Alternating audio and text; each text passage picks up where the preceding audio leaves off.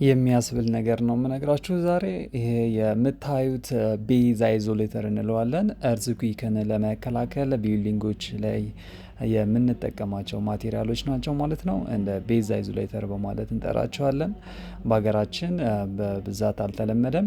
እንደምታዩት ፋውንዴሽናችን ከሱፐር ስትራክቸራችን የሚለየው ፓርት ላይ እነዚህ ቤዝ አይዞሌተሮችን ኢንስታል በማድረግ የሚመጣውን እርዝኩዊክ ለመከላከል እንሞክራለን ማለት ነው።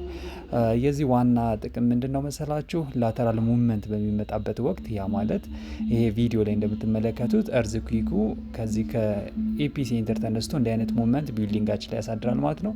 በዚህ ጊዜ ቢልዲንጋችን ሼክ ያደርግና እንዲሞሊሽ ነው የሚሆነው ማለት ነው።